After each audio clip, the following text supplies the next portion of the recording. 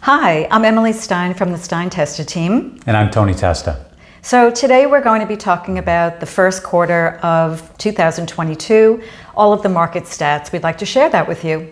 Absolutely, and it was a busy first quarter. So as far as sales volume, the busiest first quarter in 15 years. Right. As far as contracts signed, our busiest quarter ever. Yeah. Over 4,000 contracts getting signed in the first quarter, which is pretty remarkable. I know, and since 2007, we have not seen numbers like this since then. So that's pretty good.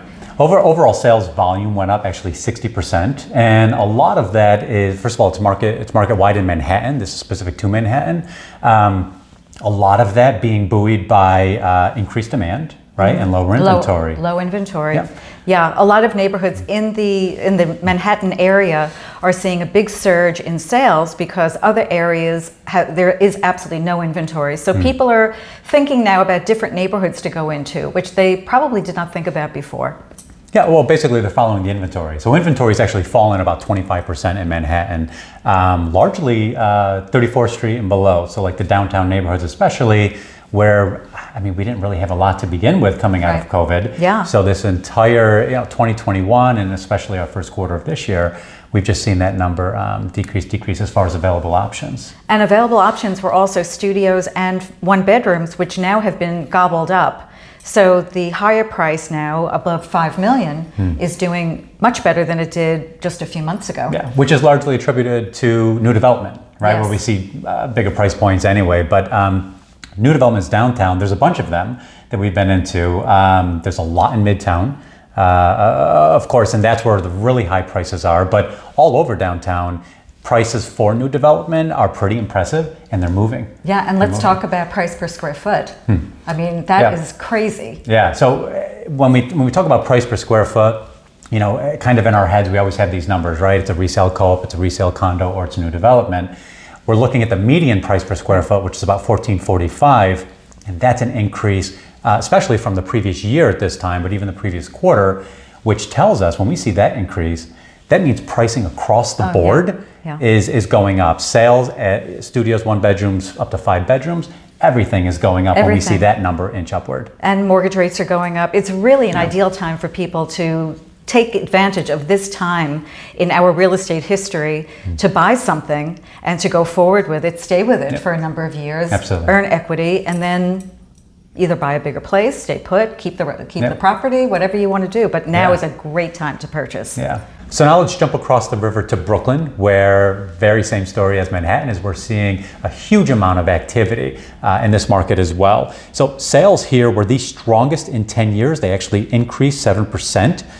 From this time last year. We saw about 1,993 sales in the first quarter of this year, which is so impressive. Inventory is at a 4-year low. Inventory has actually decreased 27% from first quarter of 2021. So the neighborhoods that we've seen that have the most activity are Dumbo, Brooklyn Heights, and Park Slope. And actually, we had a listing in Dumbo for no more than 2 weeks and went to best and final, and we have a very happy buyer. Yeah, those neighborhoods in particular are just super, super busy. Inventory is so tight. Days on the market is around 83 days, which is pretty incredible. I mean, all of Brooklyn has been busy. Even, the gentrifying neighborhoods like parts of Eastern Bed-Stuy and Crown Heights. But some of these other neighborhoods have just been out of control since last year. This isn't lines a around first the quarter block to go see an open house.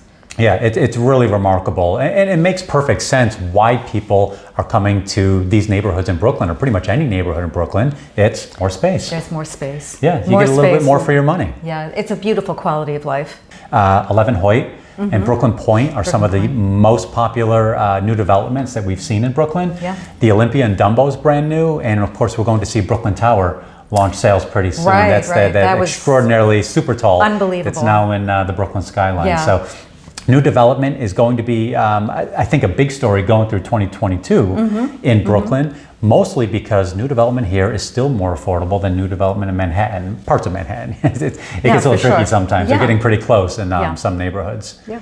So as we keep going through 2022, interest rates are going to be top of mind, right? They've been going up, we've seen, for the last quarter especially. We're up to 4 3/8% right now for 30-year fixed. Right. So that is also, there are two sides to that. That could make somebody, the tipping point for them not to be able to purchase because it's going to be a little too high for them, or it's going to tell people, I've got to do this right now because this is a time in the moment in history of real estate that I'm not going to get again. Yeah, rates are expected to go up. I mean, all the professionals in the lending industry that we keep in touch with to stay on top of everything, we know that rates are going to go up. They're going to be in the 5s. By summer, they're going to be pushing 6 by the time the year is done. And, there's a lot of other stuff people are thinking about right now. There's a lot of stuff going on overseas. Right. Political atmosphere. Some people are talking about inflation still being out of control. Are we going to have a recession? Yep. I mean, barring anything extreme, rates right now expected to slowly creep up, but our market expected to stay hot. This is not going to change. We're busy, so we're not seeing people pulling back. So there are people that are calling us and asking us questions, and we're talking to our mortgage brokers just to find out, what the skinny is on what's going to happen in the next 6 months. And so we're able to explain to you what we know. We want to make you more educated. Yeah, and more importantly, keep in touch with us if you've got questions. Don't read national headlines because the national housing market is a very, very different animal. Yep. Their activity has been through the roof at basically at an unhealthy rate as well. It makes perfect sense when we hear discussions about the national housing market. Most places outside of our very big market or San Francisco's market, that will see some major slowdowns coming up because it's been out of control. Our market's at a healthy place. We're super busy, inventory super low, but we're at a healthy place. So we don't expect any major downturns in the near future. So keep in touch with us, ask your questions, and we're here to answer them. Yeah, give us a call.